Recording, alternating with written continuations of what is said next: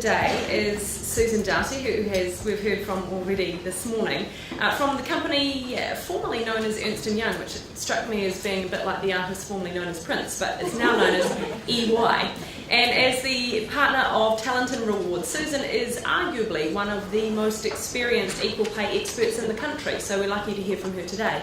She's dedicated a 25-year career to remuneration, rewards and change management, and as an equal pay advocate herself, she's a key leader in the change debate, and today addresses the business end of equal pay.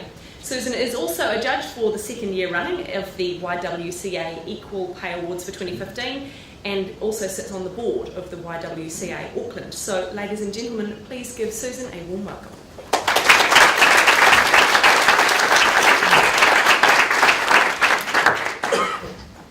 Well, kia ora. Welcome. Firstly, how lucky am I to follow May? Yay. I can't promise such a charismatic presentation, but certainly both of us share an equal passion for this debate.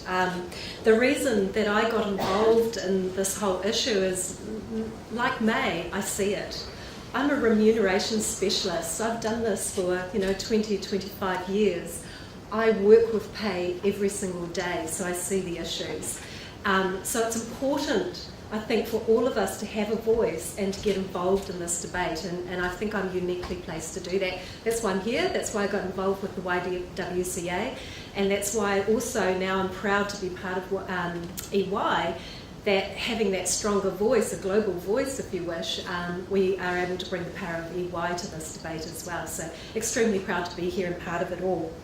I would just open up by saying this is not a female problem. This is actually a New Zealand, worldwide, a social problem, but importantly, it's a male problem. Think about it for a moment. You have sisters, you have daughters, you have mothers, you have aunts, you have partners. How would you feel if they come home to you and say, I'm actually being paid less because I'm a female? How would that make you feel as a male? And just think about that for a moment, and therefore the impact on family and the social impact on that on New Zealand Inc. Just in itself. So I always think about it, don't flip this round as just being about a female-centric issue. This is actually about a male issue as well. So that's how I'm going to start off. Now hopefully I get my clickers right. All right. No, I haven't. Which way do I do the clicker? Oh, sorry, just give me a minute. It's not working. Right, I will start by saying, apparently, it's all about choice. But, yeah, right. Now, I was going to put up a TUI ad, but you know that contravenes copyright and probably I get sued for it. But yeah, right. Is it all actually about choice? The truth of the matter is actually it's only part of the equation. But I'm going to sort of just walk you through today some of the other reasons or some of the compounding reasons why we do actually have a pay gap. And although I am focusing on the female gender pay gap, May is absolutely right. If we could actually start drawing in the further statistics of ethnicity, age, and all of those other sort of issues around diversity, then we would actually see some scary things. The truth of the matter is that most organisations don't really collect data in great ways around ethnicity and some of those other diversity statistics. So gender tends to be the one that we have the most information on. Okay, so the choice actually starts early. Now if you think about this, if we just take it back right to the beginning, think about school, and then think about the influences perhaps on our young women. So some of the influences are around, why do they choose the courses of study that they choose?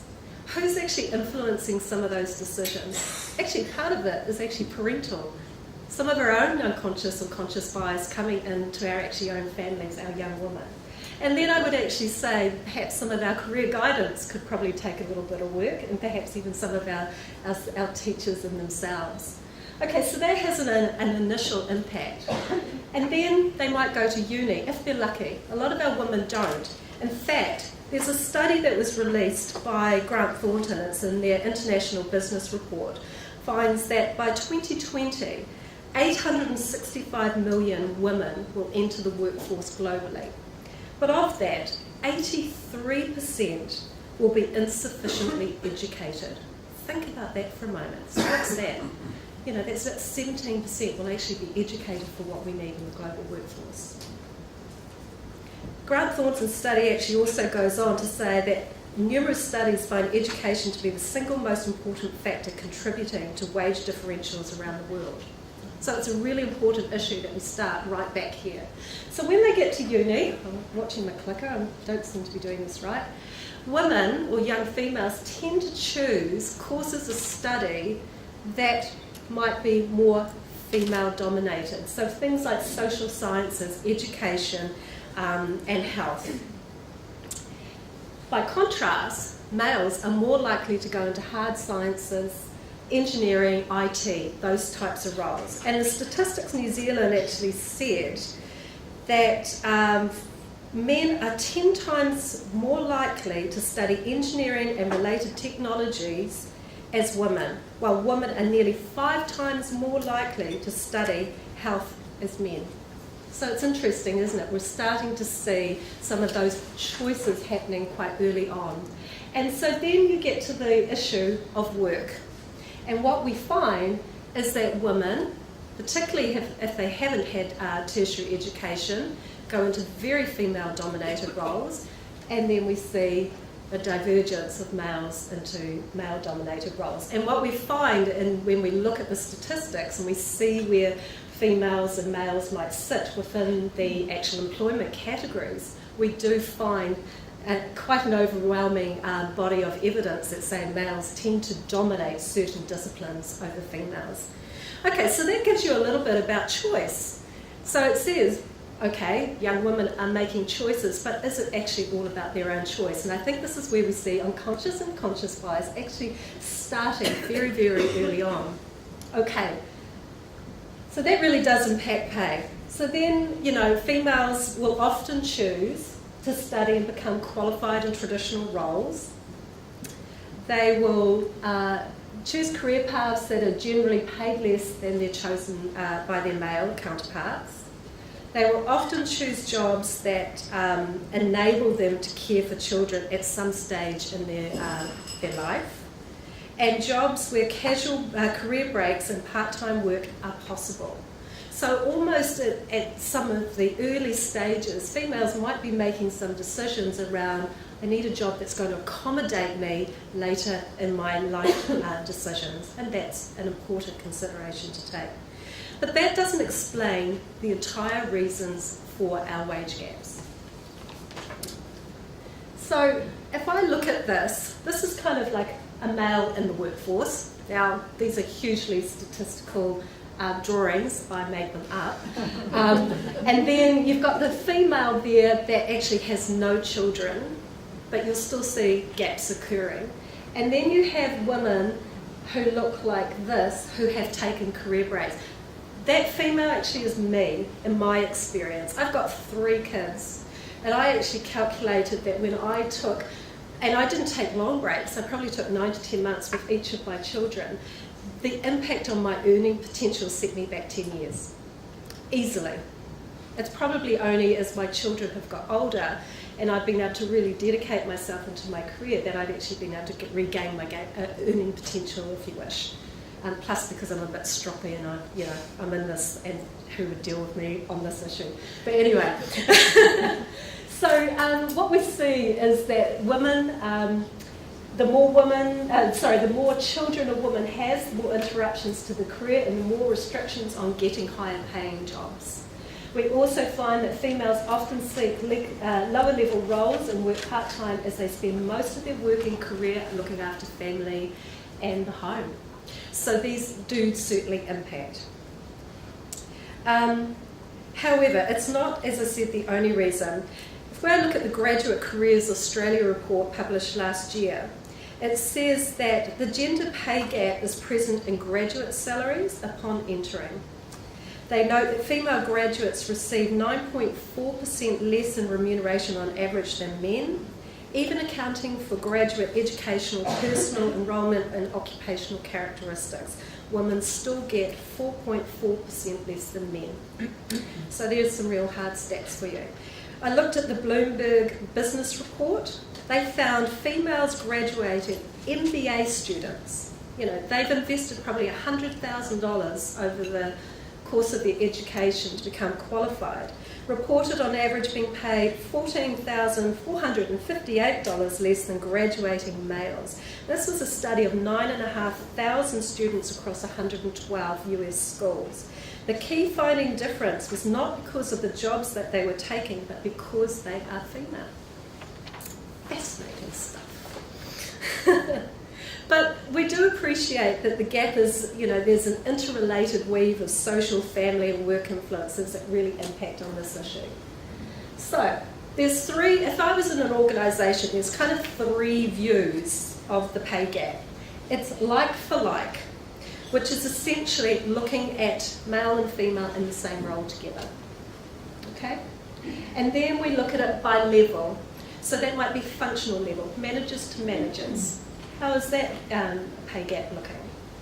And then we would look at it organisational wide. What is the difference across our organisation, our entire population around pay?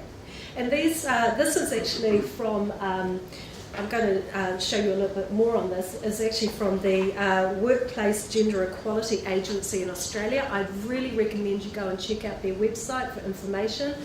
They have some really great resources. So if we look at this, like for like gender pay gaps. So it's oops, I've gone too quick now. I don't want to build you up too quickly. Pay gaps between women and men undertaking work of equal or comparable value. They find there's inequality in starting pay rates. These are the reasons why there is bigger gaps in terms of male-female issues. Bias in performance ratings. Bias in performance management systems, inequality in access to discretionary pay. Discretionary pay basically means incentives and bonuses and pay of that nature. They talk about the negative impact when women negotiate. And I'm not going to harp on this one because everybody goes on about this one about women, seen as, being a bit I won't use that word actually, aggressive versus male, all that kind of stuff. Cumulative effects of pay inequality. So obviously if you're starting off on a shaky foot, it's going to just continue. Impact of the long-term leave, impact of part-time employment, and of course that unconscious and conscious bias. Interesting, we were doing at EY just yesterday conscious and unconscious bias, and I found it quite fascinating in fact. And there's a couple of the other partners in the room today that were part of that. And a couple of the questions were, describe a time when you might have felt powerless or in a group, or when you felt powerful in a group, or when you felt included or excluded from a group. And I actually partnered with another director in our firm who is an ethnic male. And we were having a fantastic debate back and forth about when we felt powerful and powerless and included and excluded. And then we listened to the feedback. And of course, EY is no different to many other organisations, although we really try hard, that we do have a predominance of white males as partners in our organisation. And I just found it fascinating, the feedback from the male group, where they actually say, I can't actually think of a time that I might have felt excluded or I might have felt powerless. And so what does that say? They're not, that's their unconscious bias coming through. And then there's, myself and the other, my ethnic partner, and we were having a fantastic, we had like 3 or 4 examples each, and we could have spent half an hour chatting about differences in the way that we see the world. Okay. Going the right way? Yes, I am. Now, excuse me, the reason I'm peering is because I haven't got my glasses and I left them on the table, which is absolutely fatal. Okay, Then by level, pay gaps between men and women at the same organisational level. And what we find here is the cumulative effects of like for like, so the starting position, right at the get-go, then the cumulative effects of pay inequality, and the impact of long-term leave comes in again. Women in support roles and men in operational roles. This is when I talked about right at the get-go, males going into male-dominated roles, females going into female-dominated roles, tend to be support roles, males into more operational roles, and we start to see a divergence in pay as a consequence. The conscious and unconscious bias is alive and well in that particular area as well. Then when we take it to the organisational level, more men at higher levels and more women at lower levels. Try to dispute that one. Any organisation will do their statistics and we will see that they are male dominated at the higher levels. Inequality in male and in female promotion rates. Now again, yesterday we had a fascinating statistics because EY takes this issue extremely seriously. Globally we're incredibly committed to diversity and inclusion and this particular issue. But one of the stats that they threw up yesterday, which blew my mind, and I would just like to say I'm relatively new. I've only done a year at EY. It said that in our graduate intakes, I think it was 50-50 male-female. By the time they get to, what was it, Kirsty, senior manager? Senior manager level, it's dropped down to 26% females coming through. So what we're seeing is there's this, and in a firm like EY, it's all about promotion, right? You progress and you are promoted up those ranks. And we see a lot of the females dropping out. So there's a lot of work globally being done to try to understand the core reasons behind that, and we're really committed to making a change. Okay, limited number of women in career development and leadership programs. We see that occurring, and fewer women in the operational roles, which I mentioned. Limitations on career progression due to lack of flexible work practices. A huge area. Again, some stats from yesterday. They had done a global lens of EY and found that, in terms of tolerance towards diversity, flexible work practices was probably on the lowest level of tolerance. And that's really interesting considering we've just gone to a global flexible workplace. So I'm going to be watching that one with massive interest. Yeah, it's quite ironic really. Okay, here's the 3 new facts that I went searching for, and I thought this was fascinating, particularly for any women in the room that hold senior executive roles. Female executives receive less incentive pay or stock overall than men. Now this is a study out of the, I'm just finding it, it's a study of 40,000 top executives between 1992 and 2005. 1,300 of them were women. This was actually from the from the Reserve Bank of New York, the study. And what it said is 93% of the gap of total pay between male and female executives is rooted in incentive pay, not base pay, particularly the value of stock options, shares, right, equity. Women get smaller incentive pay overall than men. The pay is driven mostly by components that aren't base salary. So here we go. What they found,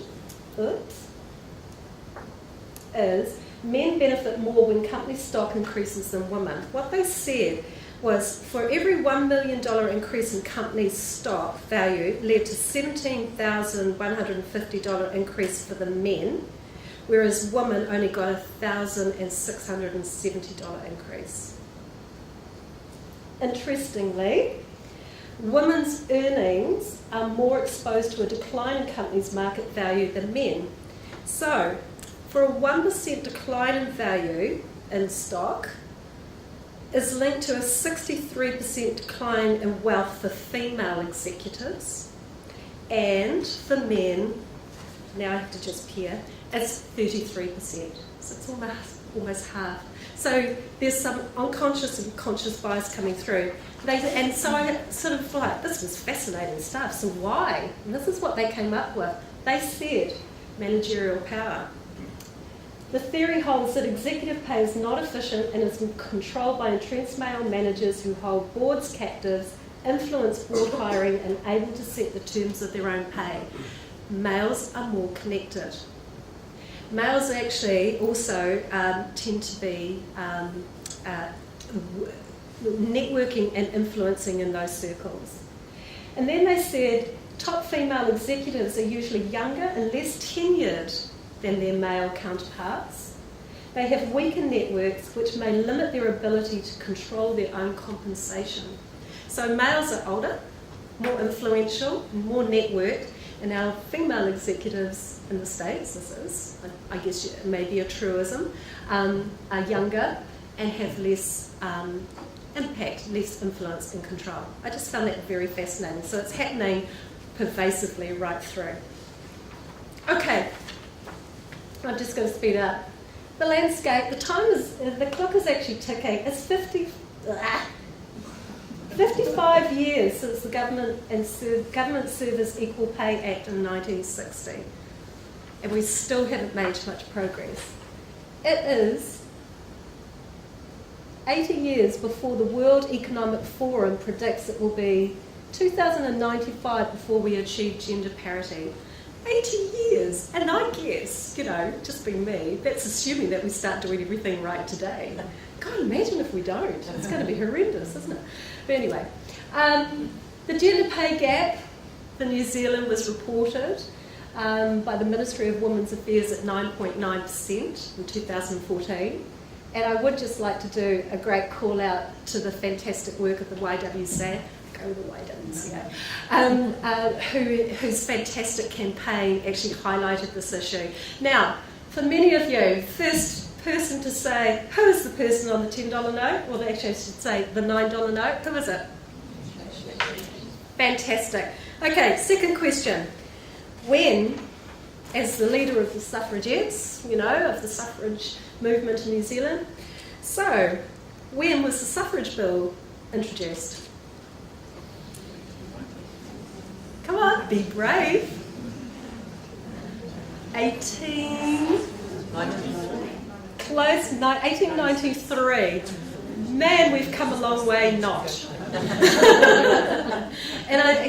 But it is fantastic. We have amazing female role models sitting on our $10/$9 note. This is kind of that indication that we still haven't quite got there.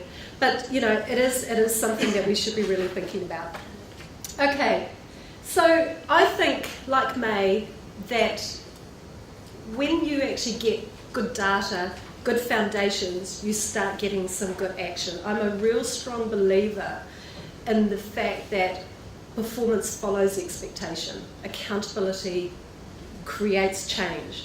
So, part of why I got involved with the YWCA awards was I didn't want this to be about name, shame and blame. It's not about that. This is actually about creating some positive change and really celebrating.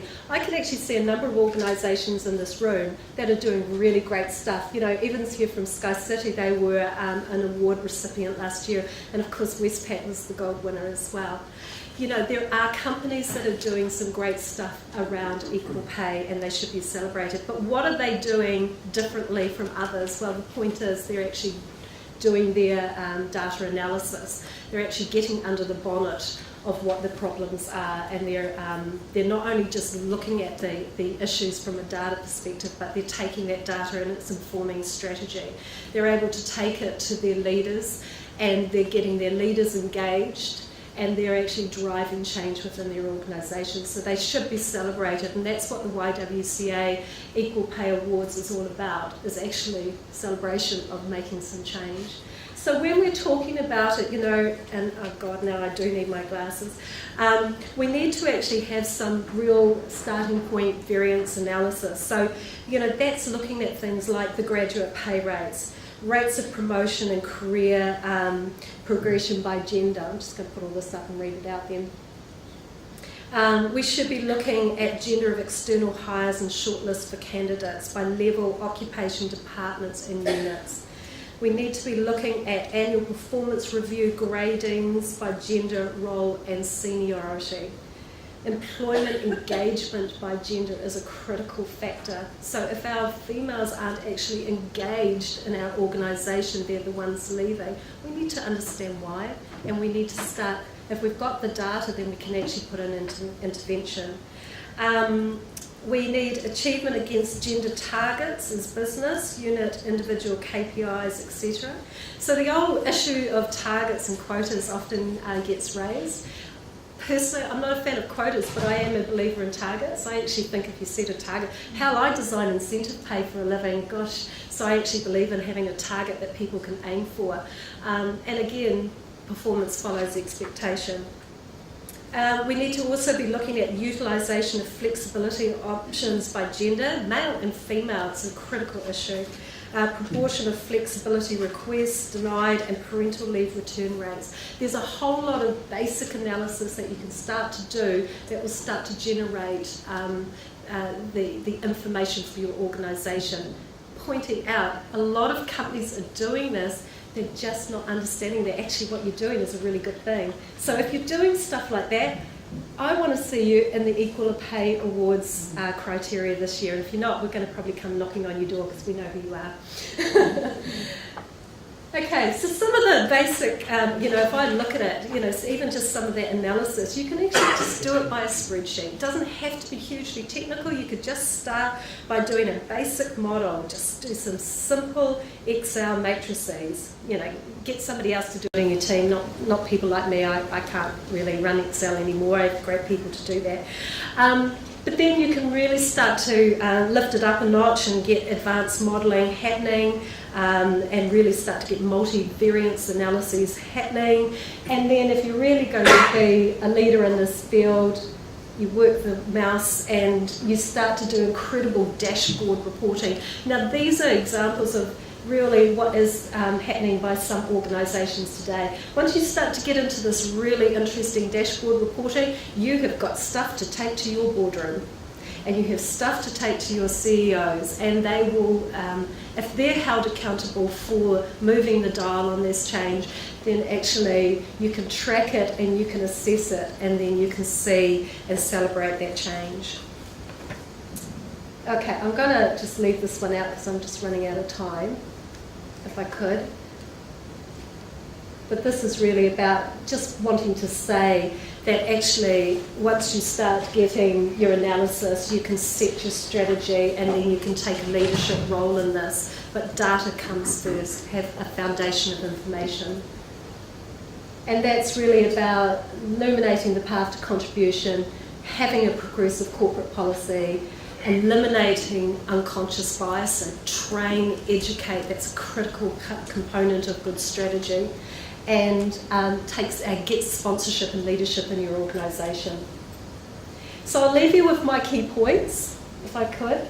It's not a black and white issue. Choices aren't always what they seem. They can start really early and they can permeate permanently throughout your working life. The issue starts early, as I said. It's perpetuated in the workplace. The conscious and unconscious bias, and May talked about this, is really critical. It is a real factor. It's one of the greatest factors. Career breaks impact heavily on future potential. There was actually somebody I was talking to, Diversitas, if any of you work with them, they're a brilliant organisation as well. They were doing a study, I haven't got the stats, but they were saying it really came through that women's performance ratings, they may have been rated really highly going on prior to going on parental leave, and then looking at their performance ratings post parental leave, they see them rated lower. So, things like this are really happening, and it's an unconscious bias that's coming through. As I said, top executive women aren't immune. It is about analysing and setting the baseline, setting a strategy and taking leadership action. And for me, it's about education, training, again and again and again. It's not just for Christmas. it is for life. So I would leave it there. And just in closing, there is some great resources that you can go to, but May called out to Alina and said, you know, she's been able to do this because she's got great people behind her. I'd also just like to call out my special person, Megan Braid, sitting over there in my team, who I couldn't stand on this stage today and talk to you if I didn't have that young woman supporting me, helping me in all of this information gathering and everything else that we do. So thank you, Megan. Thank you.